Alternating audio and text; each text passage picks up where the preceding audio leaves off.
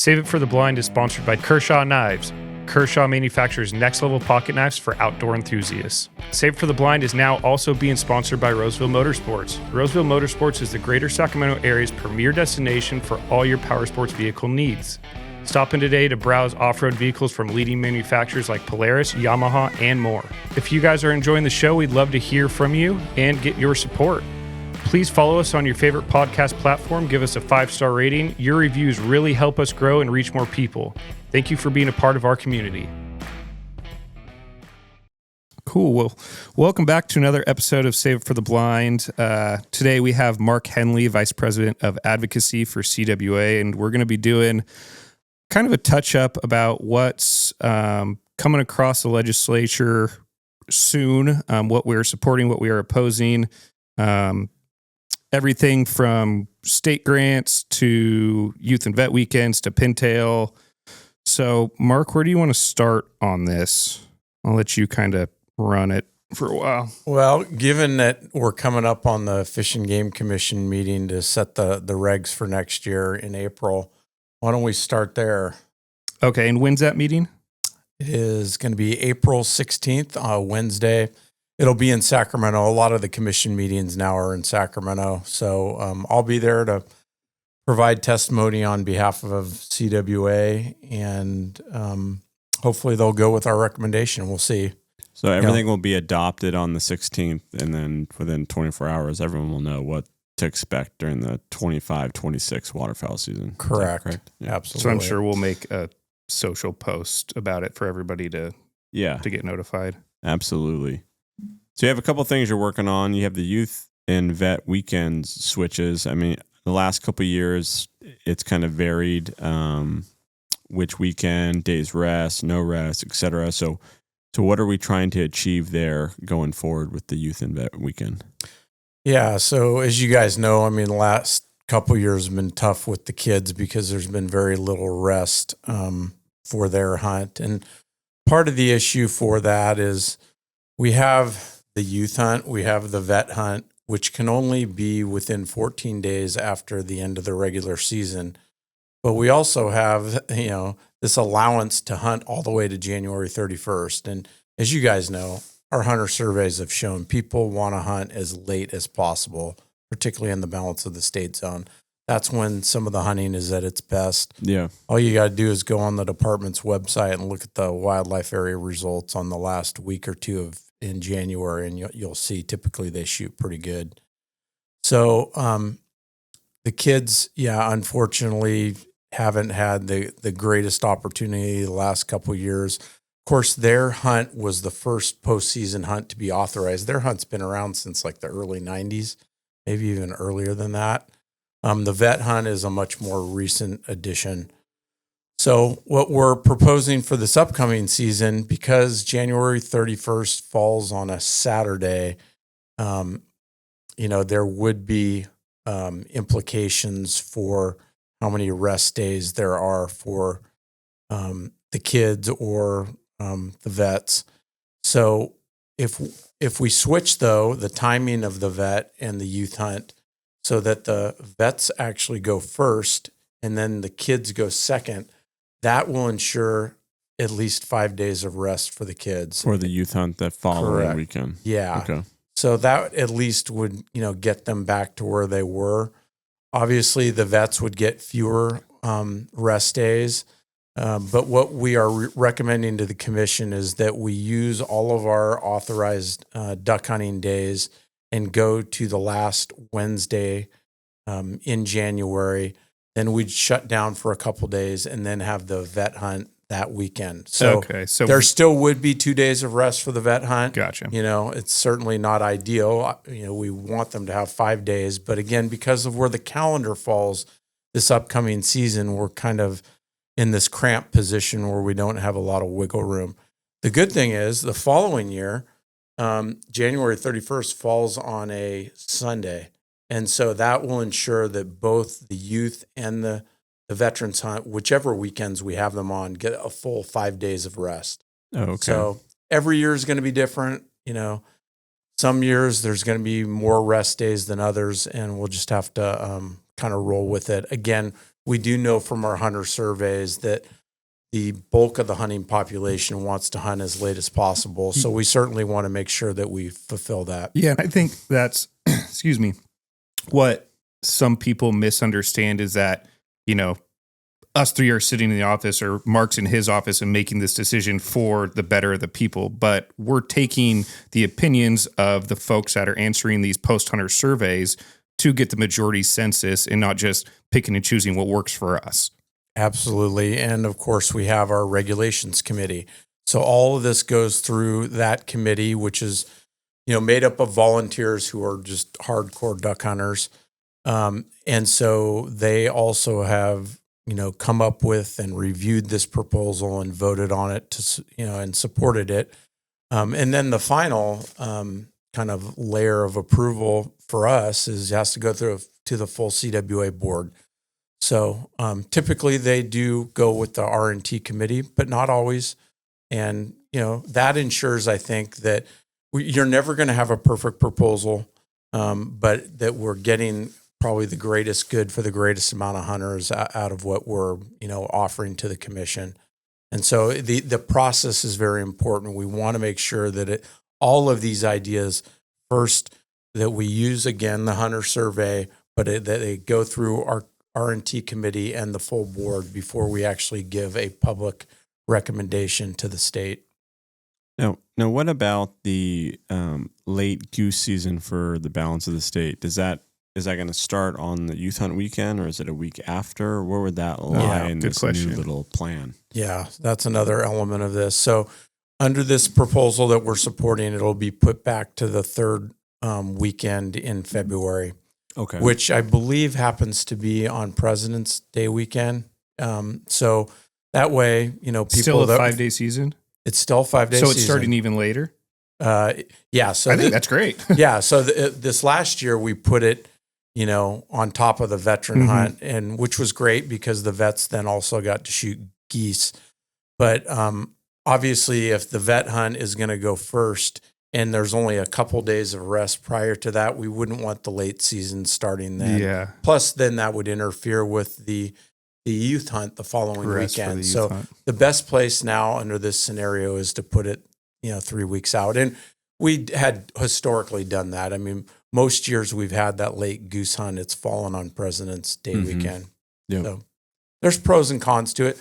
Some years, the birds are still around and you get a great hunt out of it. Other years, by that time, they've kind of scattered and the hunting isn't so great. But, you can't predict these things. No, especially the weather on the late goose, because like this last year, everything was looking good. It was warming up. Geese were getting on the green grass. And then we had like those 4 flooding day events and it just flooded everything out again. It kind of pushed birds everywhere. That's a history we've had in the Butte Sink. We've had our late goose hunts and they've either been absolutely phenomenal or they've been flooded out. Yeah. And I think now we're trending towards majority in the past 6 years have been flooded out. We've just hit weird storms on that last early part of February. Yep. But can't predict the weather. So absolutely. Well, that's exciting. Now, what about the pintail limit? The increase for 3 a day. Yeah, so as everybody knows, that's something CWA's worked on for 10 to 15 years, and it's taken a long time. There's been a lot of frustration along the way, but hey, we finally got the federal authorization for it. So the way this is going to work is it's going to be an interim harvest strategy, and they are going to have a threshold for getting 3 pintail that's frankly very reasonable. So in most years, we should be able to reach that. But because it is an interim strategy, what they want to do is have 3 years of a 3 pintail bag.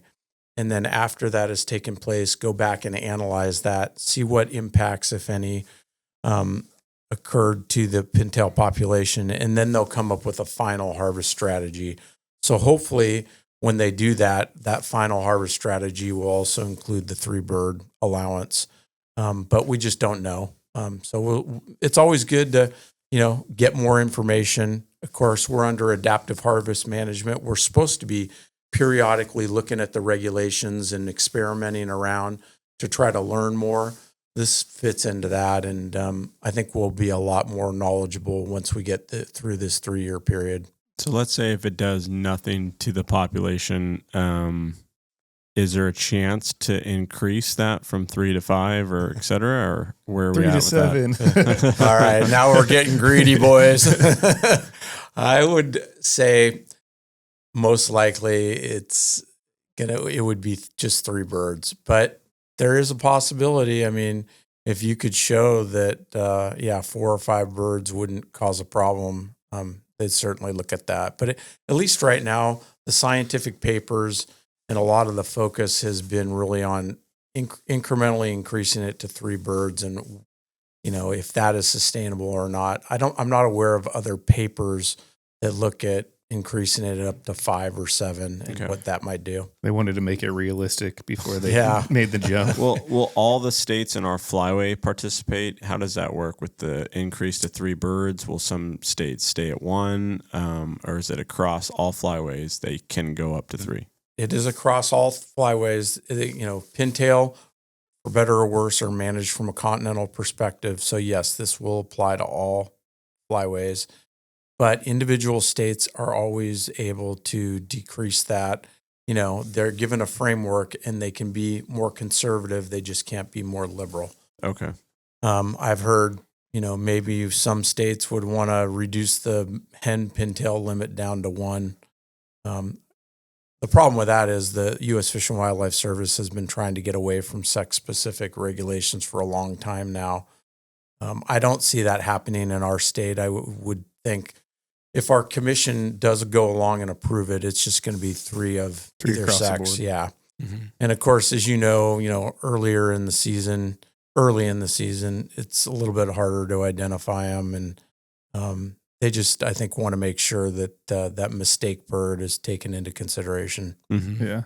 Now I want to touch on the 3-year interim strategy. So we can have 3 this year, and then we could go 3 years potentially with back to 1, depending on what they see. And then we could have 2 more years of 3. So people shouldn't be expecting 3, 3, 3 for 3 straight years, unless the numbers say we can do that. Yeah, that's a great point. I mean, this could end up taking 10 years. Yeah, that's their window they have. Just depends on what the breeding numbers are going to be. Like I said, the threshold under this interim plan it's a pretty reasonable one. So just looking at it, I'm guessing in many years we'll get to 3 birds, but no guarantees. And right now there's a lot of drought in the southern prairies, and things up in Canada aren't hunky dory necessarily. So that's always going to be a real impact on the number of pintail that breed. So this year, if they pass it, we'll get it. Well, we have the ability to have it. And then who knows for the years coming, but we'll have it hopefully 2 more times in the next 10 years. We'll get to it at some point. Yep. Yeah. And then, it'll be great that the service then will have all this new data and they'll be able to come up with a final plan for managing the population. But again, I mean, if you don't try new things and experiment around, you're never going to learn. And that's why this whole process is really important. I think we'll have a much better understanding of the effects, if any, of harvest on pintail, because right now we don't have the right information. Yeah. I know. Exciting. I know Klamath right now, I've gotten reports that it's full of water for the first time full of water for the first time in a long time. But we have a state grant that you can dive into that just CWA received. Is that correct? Yeah. Okay. So Department of Fish and Wildlife has a number of water-related grants, and we applied and took a long time, but we were awarded a $2.25 million grant. So all of it's going to be focused on water and water-related infrastructure on those refuges. I think a big portion of that will go for paying for pumping of water. As you guys know, up there, the pumping costs can be significant, and the service cannot necessarily handle all those costs. So this would be a great way to reimburse them for moving water around the refuges. There's also some lift pump projects that we're going to be creating over on the Thule side mostly. Fry's Island will get a lift pump. And then I also think there's a couple of proposals for lift pumps at 1B and 1A too. So that'll be great.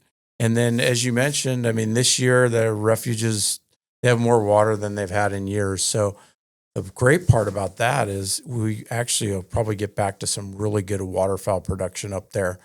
You guys know, I mean, that Unit 2 area on the lower Klamath side, when that is wet for a sustained amount of time, it can produce a tremendous amount of ducks and Canada geese.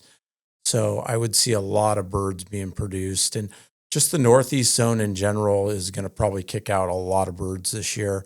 I've heard Devil's Garden's very wet. And then even the other state wildlife areas and refuges all have a lot more water than normal.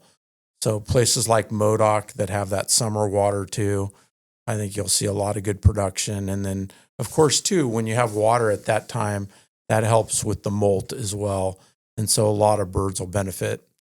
Bottom line is the hunting, the first couple of weeks of the season up there should be pretty darn good. And I would guess particularly for mallards. So cross our fingers and keep our hopes up on that. Nice. And can you give us an update on the water purchase that we made and where that stands with the guaranteed water coming to the refuge and those water rights? Yeah. So, I mean, one of our strategies for helping to fix the situation up in Klamath is acquiring permanent water rights.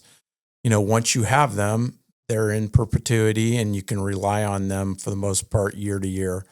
And the refuges up there really have never had a senior permanent water right. So we were able to work with a landowner in the Wood River Valley of Oregon, and he was willing to sell his water and then actually transfer the water right to the U.S. Fish and Wildlife Service. So that's an extra, I think it's 3,750 acre feet, so not a whole lot, but still it's, any water up there is a good thing.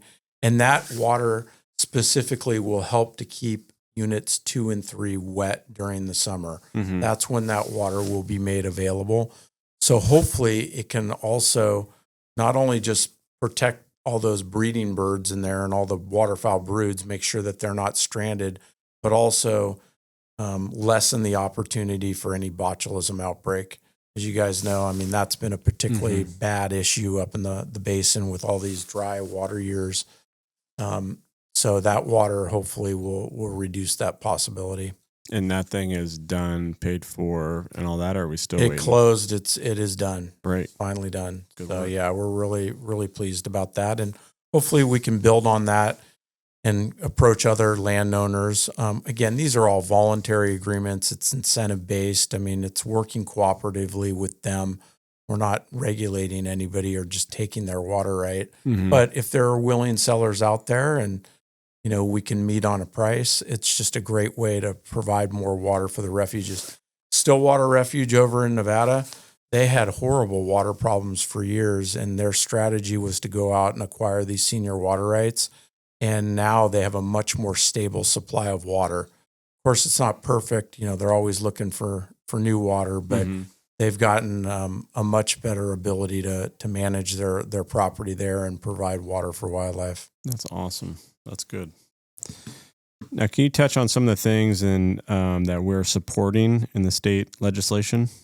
One, you mentioned mute swans and kind of where we're at with that. I think everyone's seen an uptick in mute swans around the Sassoon Marsh and in the California Delta. If you are a fisherman, hunter, etc., where frankly, a few years ago, you didn't see a whole lot, and now they're everywhere. Up. Yep. So funny how they show up, and every year you just seem to see more of those around. Yep. So, and we always try, CWA to run our own proactive bills every year. We don't want to just be down at the Capitol playing defense. So if there's an opportunity to push pro-hunting legislation through, we'll do it. And so this would be one of those examples. Essentially what it would do, it's AB 764 is the bill. The vice chair of the Water Parks and Wildlife Committee, a guy by the name of Gonzalez, is running the bill for us, which we really appreciate. This was actually just heard in committee the other day and actually got out with no votes. So that was really great. But what the bill would do is allow not only landowners, but anybody with a hunting license to take mute swans year round. And so that would really provide an extra opportunity. I mean, yeah, if you're hunting down in the marsh or in the Delta, you probably have a pretty good chance of getting at one of those. Mm-hmm. So it's a great way to, expand hunting to new species, but also you're helping to control these things because mute swans, if you know anything about them, they are highly territorial, highly aggressive. They actually drive ducks and geese off of breeding grounds because they're so aggressive. They have these very large territories and they won't let any other kind of bird within those territories. The other thing they do, they're large birds. They're up to 25 pounds. Apparently, they eat up to 8 pounds of wetland vegetation a day. Jesus. So if you get hundreds of those sitting out on a pond, I mean, you could do some real damage. So they are an actual threat to the wetlands themselves by degrading food resources for other birds. Wow. Yeah, I mean, just down at Quimby Island, when we're just going to the island, like they're just all over Frank's track and in the sloughs. And just kind of all over the place. So hypothetically, everything goes perfectly. When does this get taken place? Like when can somebody go out and potentially harvest one? Yeah. And of course the legislative process is a long one. So just because we got the bill out of the first committee, we still have many hurdles to go, but, it would go through the process in the legislature and then you'd get to September. And if it makes it to the governor's desk, then he would have 30 days to sign or veto it. If he was to sign it, it would take effect January 1st of 2026. So within the middle of our next hunting season, become that quick. Okay. Yep. We'd have to change all of our hunter packets that we hand out at our properties. Well, you need to show the differences between the two for sure. Yeah. But if you're just a normal duck hunter, it's pretty obviously just the way their wings sound too. What about all the people that, like talking about how they're in D10, all the guys that buy rice blinds and they don't see anything and just sit there and watching swans like off of 99. It's like, this could be the year they get 3 pintail and swans in January. Can you imagine that? I don't know how many mute swans are up there, but most of those are tundra. Are those tundras? Yeah. But hey, at least it'd be some opportunity to kill a swan. And, from what I've heard, if they're eating on the right thing, they actually taste pretty good. So I don't see why not. Yeah. Mm-hmm. Hopefully, we get that thing through. And, again, we'll know by, September. All right. So we have another bill, AB 1169. It's a bill to expand the number of hunting and fishing opportunities under the SHARE program. What is that bill trying to do, and what is the SHARE program and our involvement at the beginning of that? Yeah, so that's a public access to private lands program, mostly focused on hunting. A number of other states across the country have these access programs. So California's, CWA sponsored a bill in 2003, which, by the way, had, I think, 27 animal rights groups in opposition just for creating a hunting program. And it was one of the closest votes I've ever seen on any bill throughout the process. I mean, each time we were able to move it would pass by 1 or 2 votes. Wow. And fortunately, at the time, we had some friends in the governor's office that were pro-hunting. And so Gray Davis ended up signing that bill into law and creating the program. It's an incentive-based approach to providing hunting access. The way it works is willing landowners are paid a set amount of dollars per acre or amount of each hunting participant. They can get paid that way too by the number of participants.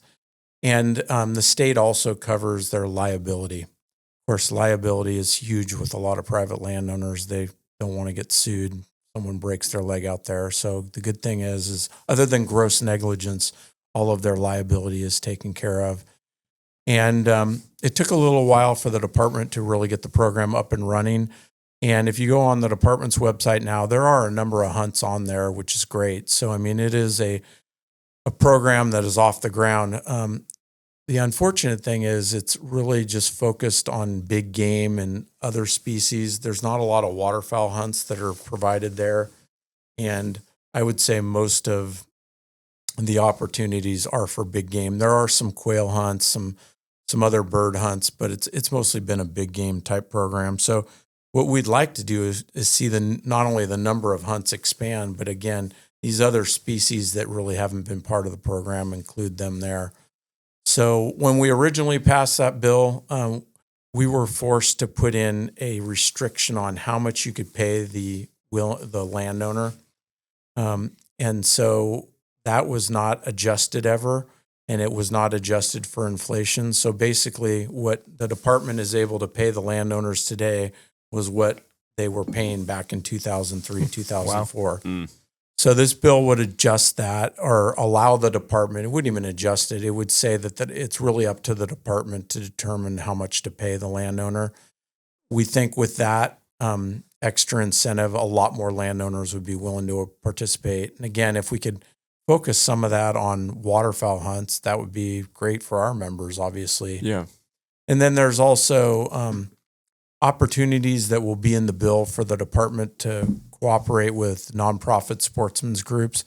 A lot of groups like ourselves and National Wild Turkey Federation, Pheasants Forever, they have really good relationships with private landowners that the department may not necessarily have. By involving those groups, you're probably going to get a lot more outreach to interested landowners, and that'll be a key to really expanding the program. Exciting news. Our hunt program is now accepting applications for spring turkey and pig hunts. Visit calwaterfowl.org to apply. We're also offering free mentored turkey hunts at Sacramento National Wildlife Refuge and Delvin National Wildlife Refuge, an incredible opportunity for new hunters to gain hands-on experience in the field. Camp Sprig registration is now open. If you have a young hunter looking to obtain their hunter education certificate, we have 4 2.5-day camps designed to provide hands-on learning and certification. These camps take place June through July. While you're there, don't miss our membership deal. Purchase a membership and receive a free Realtree sweatshirt while supplies last. You can also apply for hunts, purchase tickets for upcoming events, and show your support for California Waterfowl Association. Upcoming events are Reading Banquet, April 12th, Gold Rush Banquet, April 19th, Napa-Sonoma Banquet, April 19th, Lake County Recruitment Meeting and Social, April 23rd. Don't miss out. Visit calwaterfowl.org now. Next, we have the sustainable groundwater management. Obviously, extremely hard in some areas to get surface water and or groundwater at times. So AB 929, what is that and what will it accomplish? Yeah, so this is a follow-up bill to one that was vetoed, unfortunately, last year, dealing with essentially exemptions from the Sustainable Groundwater Management Act, or SGMA, for managed wetlands. Because it was vetoed last year, we're reintroducing it this year. We're working with our other bird conservation partners on it. Grassland Water District is another partner on this. But what it would do is, in places where SGMA is threatening to impose restrictions on groundwater pumping and increasing fees on landowners, it would provide an exemption for certain managed wetlands. So like those that are on state wildlife areas, those that are under a conservation easement, those that are, have a habitat agreement with the Department of Fish and Wildlife or U.S. Fish and Wildlife Service. So we're really trying to focus on the best of the best wetlands to be given this type of relief. You have areas like the Tulare Basin that are horribly overdrafted, right? The groundwater resources there are very limited. But you have duck clubs too that are almost wholly, if not entirely, reliant on groundwater. Well, right now, because of SGMA implementation, every year those clubs are getting the amount of pumping they can do ratcheted down.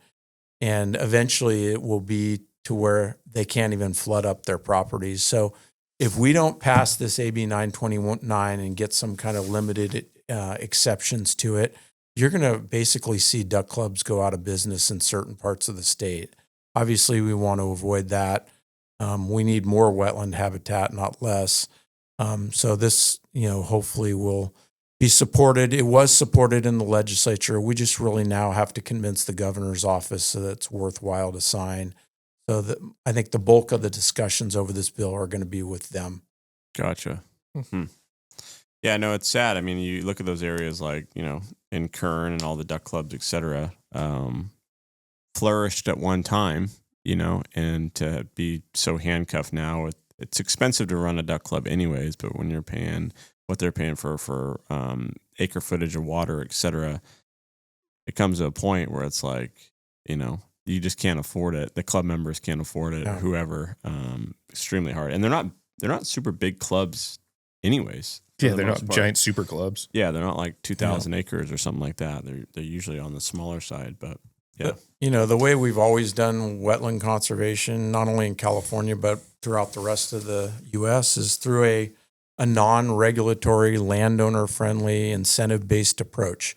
And that's worked so well for us. I mean, that's why we have the waterfowl habitat and the waterfowl numbers that we do. Mm-hmm. Once you start regulating, though, and going the other direction, all of that becomes in jeopardy, because a lot of landowners, if they're regulated, they're just going to throw up their hands and say, it's not worth my effort. We've got to make sure that those incentives stay in place, and putting wetlands out on the landscape as easy as possible. You put impediments in people's way, they're just going to go and convert that land to some other use, and we're going to lose those wetlands. So it's really important that we stay with that incentive-based approach. It's worked so well for us. We don't want these new regulations to get in the way of that. Was there any feedback as why it was vetoed? There was some. If you look at the veto message, the bill also provided exemptions for certain small community water systems, and much of the veto message was focused on that. So we're hopeful that the wetland portion wasn't really the problem. It was this other provision in the bill. But we still need to have more conversations with the governor's office to make sure that the wetland portion is okay with them. Okay. So next we've got AB 1038, bringing back the pursuit of bears with dogs. Yeah. I'll tell you, one of the saddest days I've ever seen was when the governor signed into law, years ago, the ban on using dogs on, bears and bobcats. I mean, I just felt for those houndsmen that, using the dogs is everything to them. And now you've taken that away from them. I mean, if somebody took our labs away for duck hunting, how devastating that would be. For a lot of people, that adds great enjoyment to the hunt. It's no different than, for the houndsmen. It's all about the dogs for them. Many of them, frankly, they're not even interested in killing the bear. They just want to pursue them and tree them. That's it. And that's the success for them, is how many bears can they tree in a year.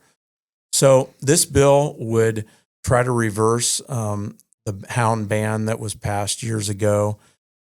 What it would do is start by allowing houndsmen just to pursue bears with dogs, just for pursuit purposes, not to harvest. Yep. Correct. But we also have a pending bear management plan that the Department of Fish and Wildlife is considering right now. That should be complete in another year or two. Once that is complete, then under the bill too, the Fish and Game Commission could actually authorize a hunt where the bear is actually taken using hounds, depending on what's in that management plan. So yeah, this is kind of like a two-step process. Initially, it would be just for pursuit purposes, but eventually it could lead to bears actually being taken with the aid of hounds, which we think is great. I mean, bear numbers are through the roof. We all know they're a major predator of fawns, and that's a limiting factor on our deer populations.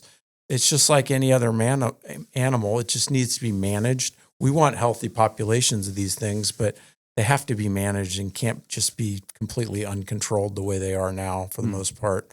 In most years, if not all, we don't reach the bear harvest quota. So this would also then eventually, if we were able to use hounds, hopefully help us to get near that quota mark. And again, better keep the population in check. When we were using hounds, was the quota met more often? It was. Yep. Pretty regularly, right? Or Yeah, I think so. So, I mean, every year's different, but yeah, I believe in the majority of years, they would reach the quota by like December. Mm-hmm. Have we ever floated a spring bear hunt idea? Has that ever been talked about? It's been discussed. That one probably would have massive opposition down at the Capitol. Gotcha. And so we're trying to look at other ways that we can float legislation that, is maybe a little more palatable and try that first. Mm-hmm. Now, that being said, this particular bill, there's already massive animal rights opposition. It's going to have a very tough hill to climb. But that doesn't mean we shouldn't try. And you just hope too, even if the bill fails, if we can educate decision makers down at the Capitol about proper bear conservation, about why people use dogs, the whole culture around that, maybe over time that can make a difference. And, if we're not able to get the bill through this year, maybe in a couple years, the timing will be better. Okay. And now we have SB 818, which is a pilot program to allow houndsmen to pursue mountain lions with dogs. Yeah, so this would also then allow houndsmen to, use their dogs again. It would just be, though, to try to go into problem areas and, use dogs to basically for public safety purposes and to reduce depredation. So, there's been kind of a hot spot in El Dorado and even neighboring Placer counties where we've had some fatalities. This last year, there were 2 young men out. I believe they were just looking for deer horns and doing that, and they got attacked by a mountain lion. And unfortunately, one of the brothers didn't make it. And I can only imagine how painful that was for the surviving brother to have to see and witness that and deal with it. Mm-hmm. So these things really they're a human threat for sure. I remember back in the early 90s, we had Barbara Schroner, who was jogging up, I believe, in the Auburn State Recreation Area, which is nearby. She also was killed. So again, it's just, these are large animals that need to be managed. We're not talking about trying to, get rid of them entirely, but like any wildlife species, they need to be managed so that they, fit in with the ecosystem the right way. Our ecosystems in California are forever changed. So if man doesn't step in and actually help to manage, things are going to be completely out of whack. Mm-hmm. We're not dealing with the same conditions we had when the state was created back in 1850. A lot of things have changed. This bill would provide a little bit of relief. It would be a pilot program for 5 years. See if hazing these, mountain lions with dogs, if that was effective in cutting down on safety and depredation issues, and then analyze that data at the end of the day. And again, if you never try new things, you're never going to learn. This kind of goes back to the pintail issue. There could be some really good information that would come out from this pilot that we'd all benefit from. Okay. So those were all bills that CWA is supporting. Let's flip the script and go to our opposition. The first one, AB 1316, would require Department of Fish and Wildlife to include with the sale of hunting licenses certain information related to gun laws and safety, so on. So dive into that one for me. Yeah, of course, at the Capitol, every year we have anti-gun bills. I mean, it's just an onslaught. It never lets up. And, the next 2 bills I'll talk about fit right in there. Some years the bills are really bad. Other years we still oppose them, but, maybe they're not quite as significant as other measures we've seen. So it depends on the year, but we always have some gun bills of some sort. Our whole goal at CWA is just to make sure that there's minimal or no impacts on hunters. So we really look, does this have some kind of nexus to hunting? That's our primary outlook on this. We do by the way, though, sign on to opposition letters with CRPA and NRA on other gun bills that may not so much have a hunting nexus, but we also want to stand up for the Second Amendment and for gun rights in general. So we do try to make sure that we weigh in on as many of these bills as possible. So the two I was going to discuss today, one actually does deal directly with hunting. It would require Department of Fish and Wildlife, this is AB 1316, to include a bunch of information on gun safety with the sale of every hunting license. That doesn't sound too bad, right? But as you guys already know, we already go through hunter safety. And why should somebody then have to, if they've already gone through that and they've learned about firearm laws and, the proper way to store or use firearms, why should they then be bombarded with more safety information? It really, to me, is not necessary.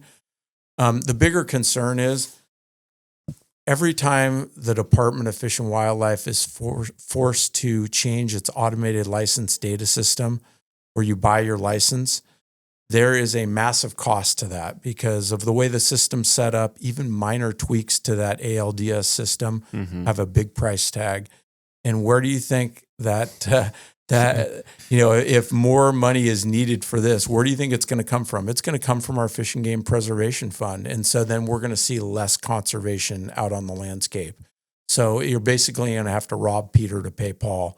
And I don't think hunters should have to pay more for safety information that they already are aware of. Hunters, as we all know, are amongst the safest of all gun users. In most years, there's no fatalities from hunting and only a handful of accidents.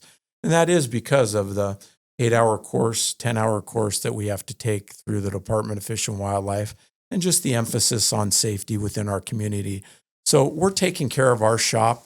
Why should we be harassed with more requirements for safety when clearly we're not part of the gun violence problem? Mm-hmm. No, absolutely. It's getting harder and harder. Just anything as a gun owner, if you get someone into hunting, just all of the little steps you have to take and know about, it's getting, it's overkill. Yep. And frankly, we think some of the hidden agenda is, well, if we just regulate this stuff enough, this would be from legislators' perspective, we may not ban it entirely, but if you make it so difficult for someone to participate in that activity or so expensive, they're just going to give it up. So it almost, with too many of these laws, it becomes like de facto gun ban or hunting bans. Mm-hmm. If you make it so hard on people, they're just not going to participate. And, we're near that point. There's a lot of hunters that complain about all the regulations, all the requirements, all the fees. It's our job at CWA to keep those at a minimum. And now we have AB 1187, firearm safety certificates. What does that exactly entail, and what's the goal behind that? Yeah, so this bill would do a couple of things. First, it would require anybody moving into California or bringing firearms into California to have to obtain a firearm safety certificate within 60 days. Now, most people moving into a new state, are they going to be aware that there's this requirements on the book? I doubt it. So after 60 days, they're basically going to be committing misdemeanor offenses. That's what it is under this bill. Jeez. If you don't comply within 60 days and get that certificate, you would be violating the law and have a misdemeanor on your record.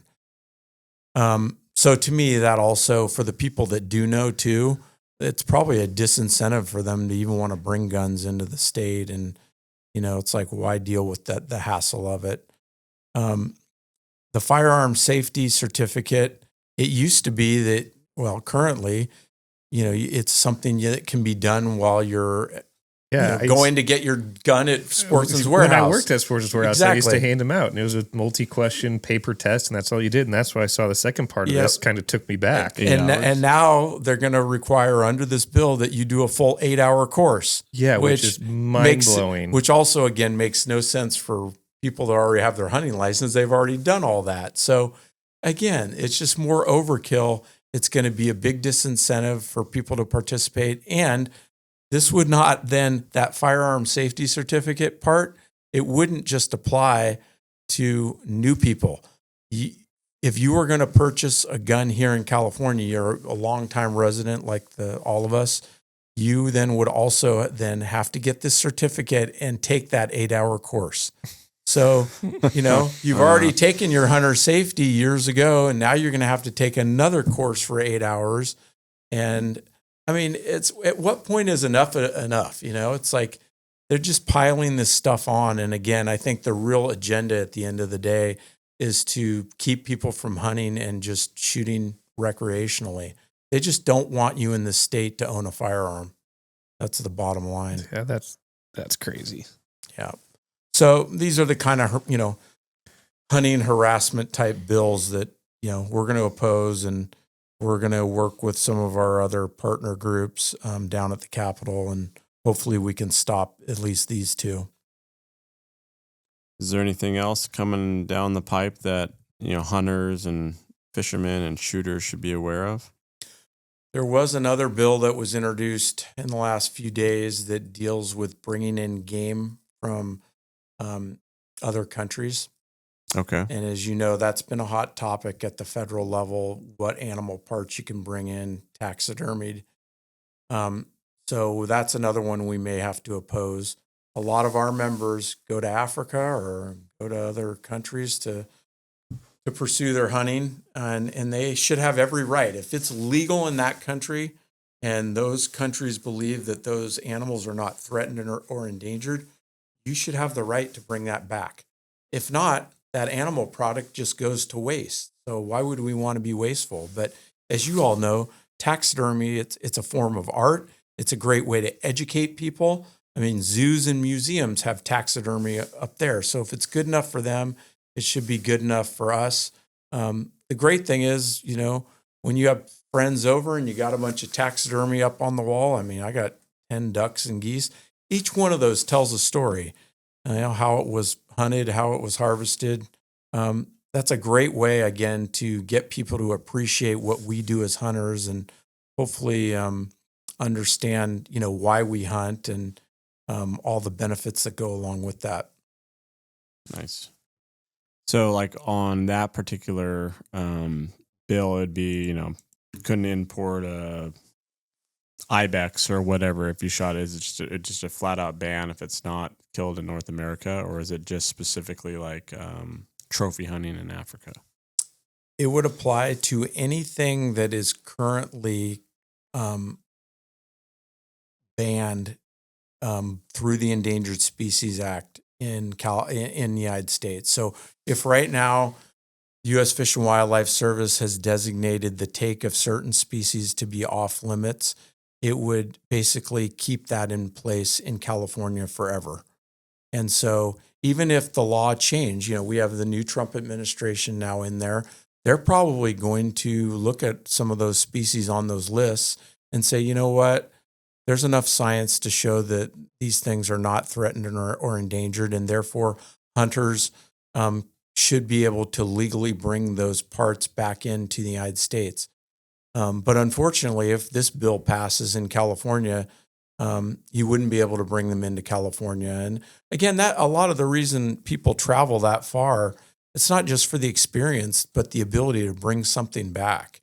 I mean, that's very understandable. You want to be able to appreciate all that time and effort that you put into pursuing that animal. What's a better way to do that than to have a taxidermied, animal or part of an animal as a keepsake? So we just want to make sure that that's protected, and that folks that do go over and travel to other countries are able to bring all of their animals home. Okay. And if someone wants to stay up to date, and there's I think one recently about something to do with coyote hunting as well that I got some calls about. I mean, how does someone stay up to date on what's going on, and how could people make a difference? Well, certainly we have our legislative website. So just go to the legislative page on the CWA site. There's a lot of the current information on there.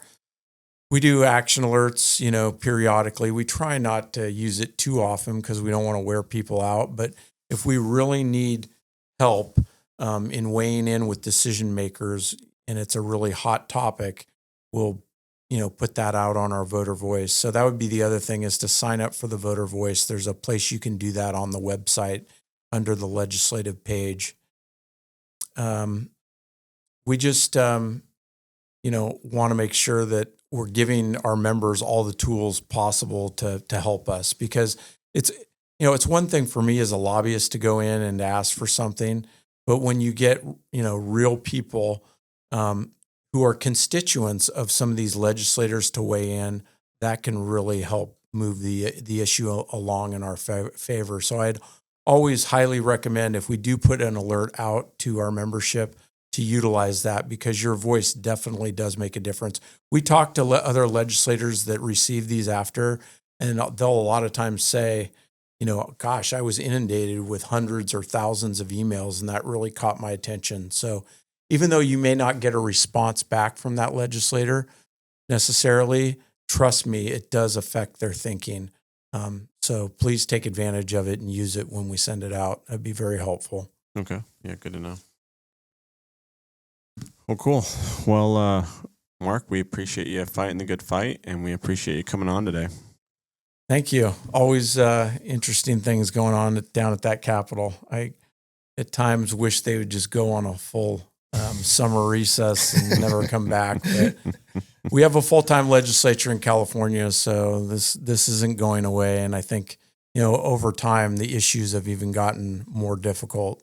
The good thing is, we've talked about this before, we have a great story to tell as hunters, and everything we do in terms of conservation and all the benefits that go along with it.